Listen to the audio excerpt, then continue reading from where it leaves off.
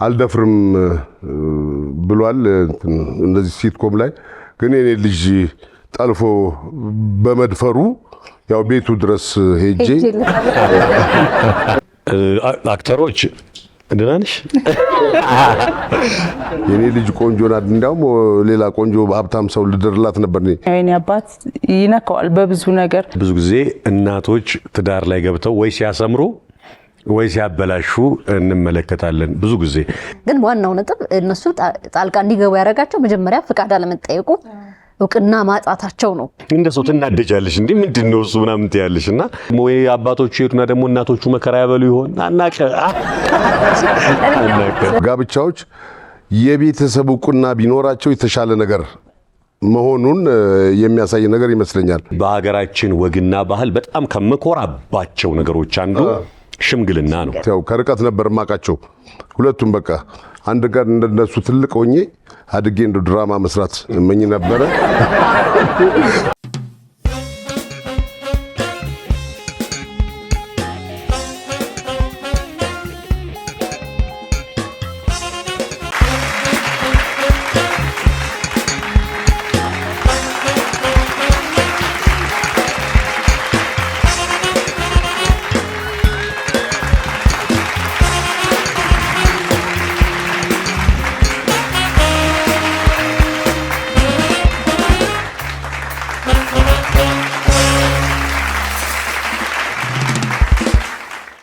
እንዴት አላችሁ ውድ የአባይ ቴሌቪዥን ቤተሰቦች በመላው ዓለም የምትገኙ ወይም በቀጥታ በቴሌቪዥን የምትከታተሉ እንዲሁም አባይ ቲቪ ኢንተርቴይንመንት የዩቲዩብ ቻናል ላይ የምትከታተሉ በሙሉ እንዴት ከረማችሁ ሳምንታችሁ እንዴት ነበር እኛ ጥሩ ሳምንት አሳልፈን ለእናንተ ተፍተፍ ብለን ሙዚቃውንም መዝናኛውንም ቁም ነገሩንም ጥሩ እንግዶች መርጠን ወደ እናንተ ምንደርስበት ሰዓት ላይ እሁድ ምሽት 1 ሰዓት ተኩል ላይ ተገናኝተናል ራኬብ አለማየሁ ነኝ እዚህ ላላችሁም በየቤታችሁ ለምታዩ በሙሉ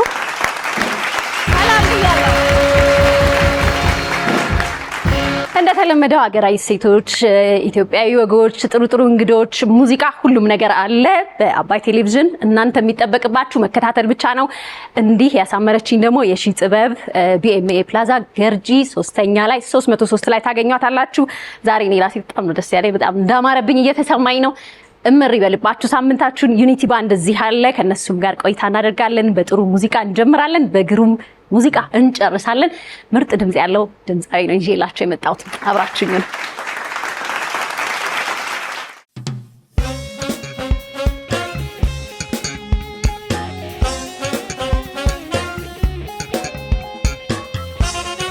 የምትወዱት የእናንተው ምርጫ የሆነው አባይ ቴሌቪዥን ላይ ናችሁ ሰከላ ሾው ተጀምሯል የዛሬ መጀመሪያ እንግዶቼ በቅርቡ በአባይ ቴሌቪዥን የሚጀምር አንድ ተከታታይ የቴሌቪዥን ድራማ ሲትኮም የራሱ ለየት ያሉ ብዙ ነገሮች ይዞ የመጣ ስራን ሊያስተዋውቁን እንግዶች አድርጌ እዚህ ጋር ብዣቸዋለሁ አክብሮት ተቀበሉልኝ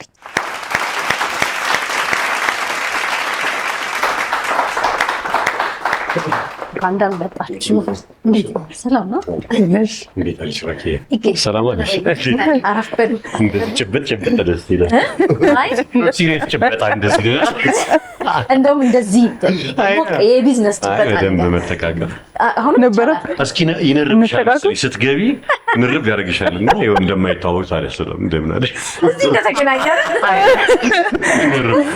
እንኳን ደህና መጣችሁ እንኳን ደህና ቆየሽን ጋብቻው የተሰኘ አዲስ ሲትኮም ይዘው መተዋል የምታቋቸው ተዋንያን ናቸው በተለያዩ ስራዎች አሁን ደግሞ በዚህ ስራ አንድ ላይ ተሰባስበዋል ተስፋዬ ኢማም ማህደር ሹመትና ይገረም ደጀኔ እንኳን ደህና መጣችሁ በድጋሚ ስራችሁን በጉጉት እየጠበቅን ነው ተጣምራችሁ ሰርታችሁ የምታቋ አይመስለኝ አነቅ ሶስታችሁ ይገረም ደግሞ ሲትኮም ላይ አስተፉሳለሁ ጎበዝ አይደለሁኝም ብዙ ፕሌዎች ይመጣሉ እና ያው የመስራት ነገሬ ብዙም አይደለም እንደሱ አይነት ነገር ላይ እንደ ሲሪያል ፕሌዎችን ተከታታይ ድራማዎች ላይ እንግዲህ ዘመናችንን ያሳለፍ ነው እና እፈራለሁ ብዙም ጎበዝ አይደለሁ መድፈር ሲትኮሞችን እንግዲህ ለመጀመሪያ ጊዜ መሰለኝ እኔ የደፈርኩትኝ እስኪ ውጤቱን እናየዋለን በጉጉት እንጠብቃለን አስተዋውቁን ስራችሁን እስቲ ጋብቻው ምን ሐሳብ ይዞ ምን ነገር ይዞ አጣመራችሁ ምን ይዛችሁ መጣችሁልን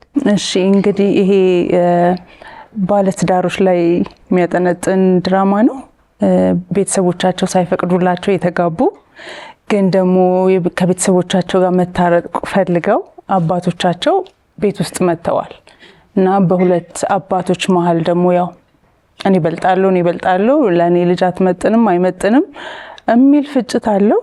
ብቻ አስተማሪም ነው አስቂኝም ነው ቆንጆ ድራማ ነው። ያው ሲትኮም በባህሪው እየጨረሰ እየገደለ ታሪኮችን ይሄዳል። በአንድ ክፍልም ወይ በሁለት ክፍልም እየገደለ ይሄዳል። ሲሄድ ደግሞ አዳዲስ ወቅታዊ የሆኑ ሀሳቦች ሊሆኑ ይችላሉ። ሀገሪቱ ላይ የሚሆን ከተማው ላይ መነጋገሪያ የሚሆኑ ሀሳቦችን እየያዘ ካራክተሮቹን ሳይቀይር በነዛ ካራክተሮች አንደበትነት መልእክት የሚተላለፍበት ነው በባህሪው። ይሄኛው ትንሽ ለየት የሚያደርገው የተወሰኑ ክፍሎች አሁን ባለው ተጨባጭ ሁኔታ ልክ እንደ ተከታታይ እንደምንላቸው እንደ ሲትኮም ሳይሆን የተከታታይ ባህሪ እንዳለው ፕሌይ የተወሰኑ ክፍሎቹ ካራክተሮቹን ታሪኩን በደንብ እውቂያ ሰርቶ የሚሄድ ነው።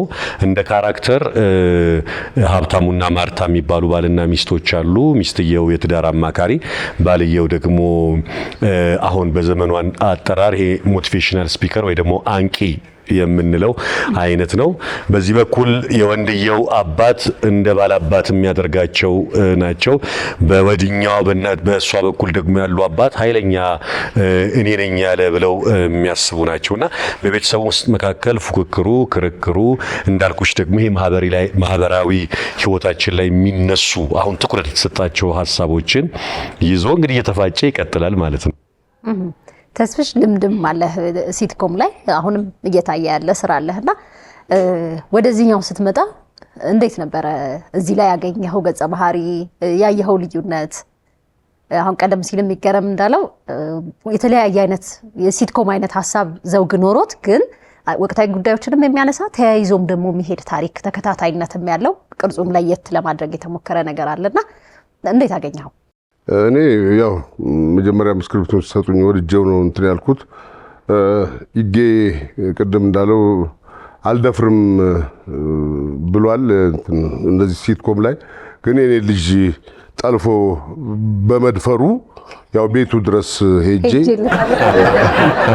እና ለማገት ለምን ተደፈርኩ ባይ ተነካው ባይ ምክንያቱም የክብር ጉዳይ አለ። አባቶች ስንባል ከእናቶች ለልጆቻቸው ይሳሳሉ፣ ነገሮችን ይደባብቃሉ። አባት ግን ቦግ ብሎ ነው በቃ ያለችበት ልጁ ድረስ ያለችበት ቦታ ላይ ድረስ ሄዶ እስኪ ህይወት መስዋዕትነት ለመክፈል የሚያደርግ አባቶች ናቸው እና በእኔ በኩልም ያለው አቶ አሸብር የሚል ካራክተር ነው።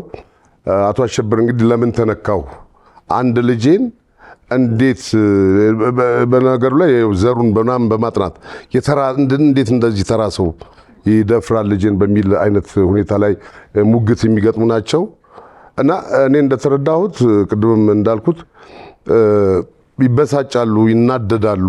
በዚያ ንዴት ውስጥ ግን ሳቅ የሚጭር ነው እና በጣም ወድጀው ነው የሰራሁት።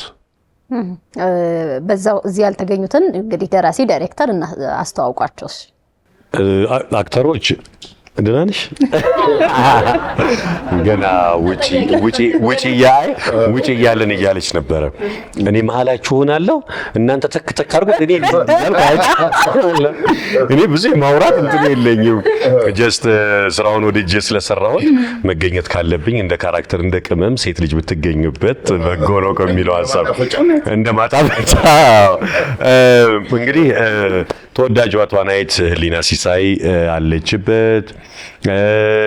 አንጋፋው የብሔራዊ ቲያትር ሙያተኛ ጌታቸው ስለሺ አለ። እንዲሁም ደግሞ አሁን ቅርብ ጊዜ ያለቀው ልጄስ ድራማ ላይ ሴንትራል ካራክተሩን የተጫወተው ዳኒ ወይም ዳኒ ጢሞ ነው እንግዲህ በተለምዶ የምንለው ዳኒ አለ። እንደገና ደግሞ እየተጋበዙ የሚመጡ ካራክተሮች አሉ። በጊዜ ሂደት ገስት አክተር እንደምትያቸው ሲትኮሙ ላይ እየተጋበዙ የሚመጡ ገጸ ባህሪያቶች በርካታ ገጸ ባህሪያቶች ይኖራሉ። ደራሲና አዘጋጁ እንግዲህ አስጨናቂ ይባላል። ከዚህ በፊትም በፊልም ስራዎቹ እናውቀዋለን። በዝምታዬ፣ በፍጻሜው የተለያዩ ብዙ ናቸው። እንደው አሁን ዝምታዬ የመጨረሻ ስራው ስለሆነ እሱ ጋር ልቁም ብዬ ነው። እንግዲህ ያንን ልምዱን በመጠቀም ሌሎችም እንግዲህ እጁ ላይ በርካታ ስክሪፕቶች አሉ ለመስራት ያሰባቸው። ነገር ግን አሁን ይሄኛውን እየሰራ ይገኛል። የሰበሰበውን ልምዱን በመጠቀም ይሄ እዚህ ሲትኮም ላይ አሁን ትኩረት አድርጎ እየሰራ ነው። አስጨናቂ ይባላል። በያኖስ ፊልም ፕሮዳክሽን ነው እየተሰራ ያለው ፕሮዳክሽኑ ማለት ነው። በጣም ጥሩ። የሆነ ጊዜ ላይ አይቼሽ አውቃለሁ፣ የሆነ ጊዜ ላይ ጠፍተሻል። አሁን እንግዲህ ሲትኮም ደግሞ በቴሌቪዥን በቃ በየቤታችን በየሳምንቱ ልትመጪ ነው። ምን ነበር የመጀመሪያ ስራሽ? የት ነው የጠፋሽው? እንዴት ነው የመለሱሽ? የመጀመሪያ ስራዬ ወደ ፍቅር የተሰኘ ነው። ከዛ አልማዜ እያልኩ የበኩር ልጅ፣ ሌባና ፖሊስ ምናምን እያለ ቀጠለ። በበኩር ልጅ በደንብ ታውቂበታለሁ። እሱ ነው በደንብ ከሰዎች ጋር ያገናኘኝ። ከዛ ጠፋሁ። ማስታወቂያዎችም እንደዚህ ሆስት ማድረግ ምናምን ሰራ ነበር። የዛኔ በተከታታይ ነው የሰራሁት። ከዛ ደግሞ ጠፋሁ። የጠፋሁት ለምንድን ነው? ወደ ራሴ ቢዝነስ ገብቼ ነው። ሌላ ስራ ሰራለሁ እና እዛ ላይ ፎከስ አረኩኝ። አሁንም የሜካፕ እና ፐርማነንት ሜካፕ አርቲስት ነኝ። ኦምብሬ ሜካፕ፣ አይላይነር፣ ሊፕ ብለሽንግ ምናምን። በነገራችን ላይ እዚሁ ነው ሱቄ። ስለዚህ ጨርሽ ወረደ ነው ብቅ በይ እና ወደሱ ፎከስ አድርጌ ነው የጠፋሁት። ግን አሁን በደንብ እመጣለሁ። ሲትኮም የተከታታይ ድራማ የመጀመሪያ ነው። የተቀረጹ ግን ያልወጡ ነበሩ ድራማዎች። ሲትኮም ግን የመጀመሪያ ነው። ዴቫዲ ነው ካስት ያደረገኝ። ፕሮዲሰሩ ካስት አደረገኝ። ስክሪፕቱን አነበብኩት፣ ወደድኩት። ከዛ መጣው። እንደምታየው ደግሞ በጣም ትልልቅ ባለሙያዎች ጋር ነው አብሬ የምሰራው። ይሄ ለኔ በጣም ትልቅ እድል ነው። እንደ ፕሮዳክሽኑም ሁሉም በጣም የሚወደዱ ናቸው። ደስ ብሎኝ ነው የምሰራው። በቃ መጣው። በዚህ መልኩ ተመለስኩ። ምን አይነት ቆይታ ነበራችሁ? ተከታታይ ስራ ሲሰራ ገና ወደፊትም ብዙ አብሮ ይቆያል። ቤተሰብ የመሆን ነገር አለና ምን አይነት ቤተሰብ ተፈጠረ? ያው ገና ስንጀምር ወይም ደግሞ ቀረጻ ከመጀመራችን ጀምረን ያው ይቀልድም ይችላል፣ ያወራልናል ምናምን። በዚህ በቃ እየተሳሳቅን ምናምን እንደገና ወደ ስራችን እንገባለን። በስራችን መሀል ላይም ያው የሆነ ነገሮች ያወራልና እንስቃለን። እንደዚሁ ደስ እያለን ነው የጨረስነው አጠቃላይ እና እስካሁን ድረስ ያው እንደ ቤተሰብ ሆነናል። ተጋብተን የለም። ውስን ገጸ ባህሪ ሲሆን የምትገናኙ ከውስን አክተሮች ጋር ነው ደጋግመሽ። ስለዚህ ወደድሽም ጠላሽም እንትንቶች ትቀራረቢያለሽ፣ አብሮነት ይኖራል። እንዳለው መከባበሩ አለ፣ ጨዋታው አለ ምናምን። ባይዘው ቀረጻ ቦታ ላይ እሱ አትሞስፌር ከሌለ ስራው መንፈስ እኔ ያው ለምሳሌ ሁሌ እላለሁ በቃ ስራውን ወደሽ እንድትጂ የሚያደርግሽ አንዱና አንዱ ነገር ምንድነው? እዛ አትሞስፌር ላይ ያለ ሰላም፣ አሪፍ መንፈስ ነው። ስለዚህ ይሄ አብሮነቱ፣ መከባበሩ፣ ፍቅሩ ምናምን ነገር በጣም ስሜት ይሰጥሻል። ካራክተሮቹ ራሳቸው እየተዋሃዱ በነገራችን ላይ ልክ አሁን ቲያትር ሲትኮም ዘሴም ነው። ቲያትር ከሆነ ጊዜ በኋላ ስትገቢ መኖሪያ ቤትሽ የገባሽ ነው የሚመስልሽ በጣም ከመልመድሽ የተነሳና እነዛ ሰዎች ዘመድሽ ልክ ስቴጅ ላይ ስትወጪ እንደሱ አይነት መንፈስ አለውና ይሄም ዘሴም ነው። እንግዲህ አሁን መተላለፍ ከጀመረ በኋላ አመት 2 አመት ወይ ምናምን እነዚህ ሰዎች ዴይ ቱ ዴይ ምናምን የምታገኛቸው አይነት ሰዎች ናቸው የሚሆኑትና አሁን ባለን የሰራናቸው ሲዝኖች አሉ። በሱ ኤክስፒሪየንስ በጣም አሪፍ ኤክስፒሪየንስ ነው። በቀጣይ ደግሞ ይሄኛውን ያለውን ነገር ደግሞ የበለጠ የሚያጠናክረው ይሆናል ማለት ነው። ከህዝብ ያስተዋወቀ ስራ ምን ነበር ተስፍሽ? ከነገና ልውልድምና ቁራኛዬ ነው። በአብዛኛው ብዙ ፊልሞች ላይ ሰርቻለሁ፣ ያው ሲትኮሞችም ሰርቻለሁ። ግን የመጀመሪያው የነገና ልውልድም ነው ብዙ ሰዎች የወደዱት። ከዚያ ቀጥሎ ደግሞ ቁራኛዬ ነው። ከዚያ በኋላ ደግሞ ያው ቲያትር በተለይ ደግሞ የዳዊት እንዚራ አለ። እንደዚህ ዋዋጎም ነበረ በቅርብ ጊዜ እዚያ ላይ የሰራቸው በደንብ ከህዝብ ጋር አስተዋውቆኛል። ከዚያ በበለጠ ደግሞ ያው በስንቱ እስካሁን ድረስ አንድ ጊዜ እንዲያውም መንገድ ላይ የሄድን አብርሃም እና ልዑል ዳይሬክተሩና ደራሲው ማለት ነው ሶስታችን ከመኪና ወርደን የሆነ ቦታ እየገባን እያለን ሰዎች መተው እኔን ነው ሰላም ብለው ገለታ ብለው እንትን ያሉኝና አመድራኪው እያለ መድራኪውን ሰላም አሉት እያልኩኝ እነሱ ላይ እየቀለድኩባቸው ነበር። ማለት እነሱ እኔን የሚያስተውኑኝ ናቸው፣ ግን እነሱን አላወቋቸውም። እኔ ነኝ ታውቄ የነበረውና በስንቱ ነው በበለጠ ከህዝብ ጋር በደንብ ያስተዋወቀኝ። እኔ እሱን ራሱ ሳይው በስንቴ ነው የምለው እኔ ራሱ እሺ እዚህ ስራ ላይ አባቶቹ የሚስማሙበት አንድ ነገር አለ አሉ። በብዙ ነገር አይስማሙም። በምንድን ነው የሚስማሙት? በማፋታት በማፋታት ይፋቱልን በሚለው እንስማማለን። በሌላ ነገሮች ግን ያው ፉክክር ነው። እኔ ይበልጥ ነው። በሀብት እኔ ነኝ የምበልጠው ይላል ያው የኔ ካራክተር። እሱም ደግሞ ያኛውም ደግሞ እኔ የምበልጣለሁ ይላል። ፉክክር አለ። የኔ ልጅ ናት የተሻለች፣ የኔ ልጅ ቆንጆ ናት። እንዲያውም ሌላ ቆንጆ ሀብታም ሰው ልድርላት ነበር የነ ፊት አውራሪ ምናምን ቤተሰብ ልጅ። እሷ ደግሞ ፍቅር ነው ያሸነፋት፣ ከእሷ ልለያይም ትላለች። እና በእነዚህ ነገሮች አንስማማም። ከእሱ ጋር መናናቁም አለ ከወንዱ አባት ጋር ማለት ነው። ያቺ በማፋታቷ ጉዳይ በቃ እሷ በቃ አንድ አድርጋናለች። በእሷ ጉዳይ ላይ እንስማማለን። ይጣላሉ፣ በጣም ነው የሚጣሉት። ይጣላሉ እና ደግሞ ይሄ መወራረፍ ነው በቃ እንደዛ መዘላለፍ ምንም አያስማማቸውም። ያው የኔ አባት ይነካዋል በብዙ ነገር። ልክ ግን እንዳለው እኛን የማያስማማና እኛን የሚያፋታ ነገር ሲሆን ወዲያው ተዋደው እናገኛቸዋለን፣ ወዲያው ይስማማሉ። ብቻ ለእኛም ረፍት ነስተውናል ቤት ውስጥ በመሆናቸው፣ ግን ደግሞ ቤታችንን ሞቅ አድርገውልናል። እንደዛ እንዲህ አይነት በነገራችን ላይ ኖርማሊ ለየት የሚያደርገውም አባቶች መሆናቸው ይመስለኛል። ማለት ብዙ ጊዜ እናቶች ትዳር ላይ ገብተው ወይ ሲያሰምሩ ወይ ሲያበላሹ እንመለከታለን ብዙ ጊዜ።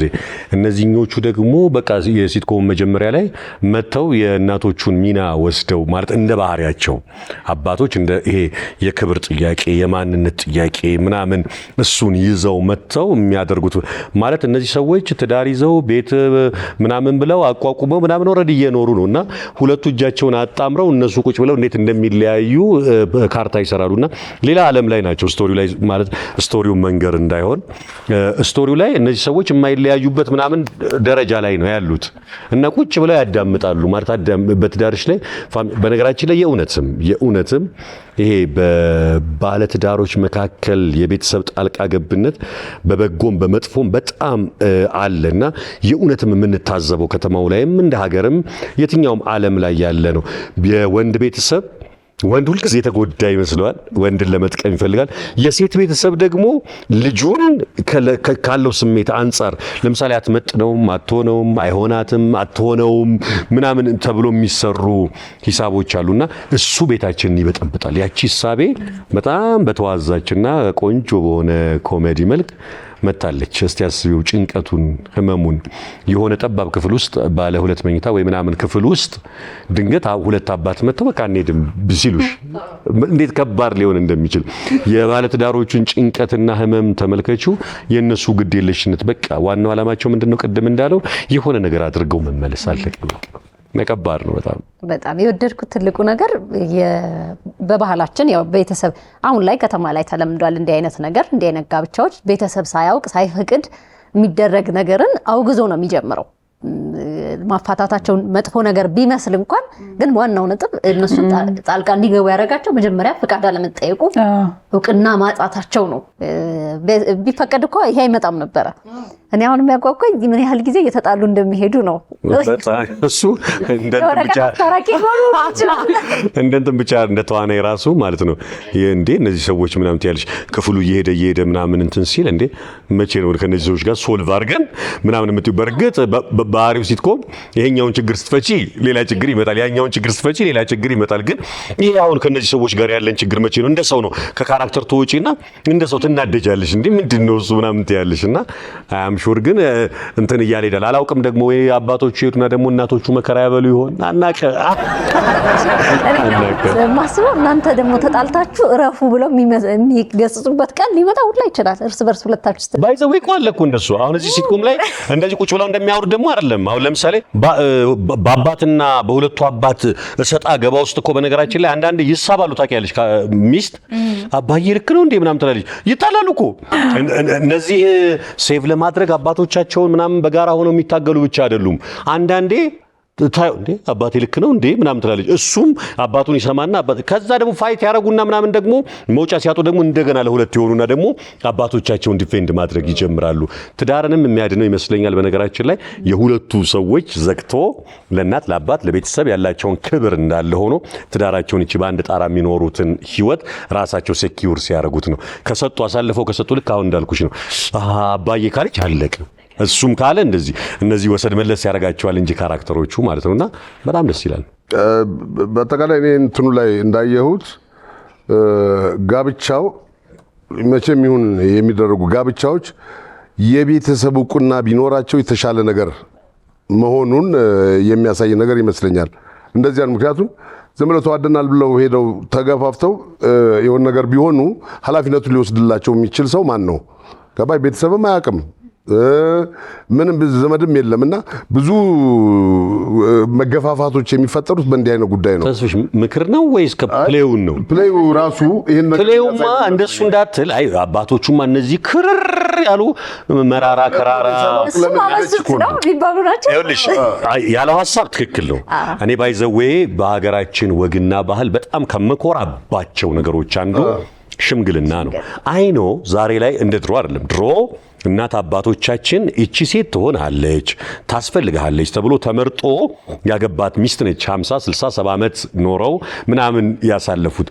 ዛሬ ላይ ይገባኛል ሴትና ወንዱ የሆነ ቦታ ተገናኝቶ ምናምን ብሎ ተጠናንቶ ምናምን ጨርሶ ትሪ ማንኪያ ሹካ ምናምን ገዝቶ ከጨረሰ በኋላ ነው ለቤተሰብ። እሱንም አከብራለሁ። እሱንም ማለት ቢያንስ እናት አባት አሳድገው ምናምን ብለው ለቁም ነገር አብቅተው ኢቭን ለዚህ ሰውዬ የተዘጋጀች አድርገው የሰጡ እናትና አባት ቫልዩ አላቸው። ስለዚህ አባዬ እማዬ አሳድጋችሁኛል፣ በእኔ ህይወት ውስጥ ትልቅ ቦታ አላችሁ። ስለዚህ እንዲህ ላረግ ነውና የእናንተ ዕውቅና የእናንተ ምርቃት ያስፈልገኛል፣ በቃ እንደ ሀገርም ያስፈልጋል ነው። ግን ደግሞ ለምሳሌ ደግሞ አንዳንድ ቤተሰብ ደግሞ ልክ እንደዚህ እንደ አቶ አሸብርና እንደ አቶ ዘውዱ ደግሞ ክርር ያሉ ይሆኑና መፍትሄ የማይሰጡሽ ሆነው ልጆቹ በራሳቸው ውሳኔ ይገባሉ። ከገቡ በኋላ እንደዚህ እኮ የሚበጠበጡት እኮ ሽማግሌ ተልኮባቸው እኮ ነው። ይቅር በሉን አጥፍተናል በድለናል ምናምን ብለሽ ሽማግሌ ተልኮ ሊታረቁ እኮ እነዚህ ባልና ሚስቶች እኮ ሀብታሙና ማርታ ደግሰው እናትና አባቶቻችን ይቅር ሊሉ ነው። ደግሰው እኮ ጠርተዋቸው እኮ ነው መተው ሽብር የሚፈጥሩት አቶ አሸብር እና ደግሞ ሊያስታርቁ መተው በቃ አስታርቀው ይሄዳሉ ነው የኛ ሐሳብ። ገቡ ቅጠቅልል እሱን ኑሮ አረጉትና ከበድ አረጉብን ህይወታችንን ትንሽ። ጥሩ ነገር እናያለን ብዬ ተስፋ አደርጋለሁ። የምትጨምሩት ነገር ካለ ጨምሩልኝ። አብረን ስለነበረን ጊዜ በእኔ በኩል አመሰግናለሁ። ተመልካች በጣም የሚወደውን ስራ ነው ይዘን የመጣ ነው። የሚመጥን ስራ ነው። ይወዱታል ብዬ ተስፋ አደርጋለሁ እና በደንብ ከታተሉት ነው የምለው። ያው ከሳምንት ወደ ሳምንት በቃ እንደው ምን ይሆን እያለ በጉጉት የሚያዩት ድራማ ስለሆነ እንደው ማንም ሰው ባያመልጠው ደስ ይለኛል። እኔ ቢያዩት በጉጉት የሚታይ ድራማ ነው። እዚሁ እንግዲህ አባይ ቴሌቪዥን ላይ ነው የሚሄደው። እንግዲህ አባይ ቴሌቪዥን በራሱ መስፈርት ለተመልካች ይመጥናል ብሎ ገምግሞ ነው አንድን ስራ ወደ ህዝብ የሚያቀርበውና ከዛም ባሻገር ደግሞ ቀደም የዘረዘርናቸው ሙያተኞች የራሳቸው ልምድ ኤክስፒሪየንስ ያላቸው ናቸው። ታሪኩም ላይ በተወሰነ መልኩ ለመጫወት ሞክረናል። በእርግጥ በሲትኮም ታሪክ ውስጥ እዚህ ጋር ይደርሳል እዚህ ጋር ያልቃል የምትይው አይደለም። እንዳልነው አዳዲስ ሀሳቦችን እያያዘ የሚመጣ ነው።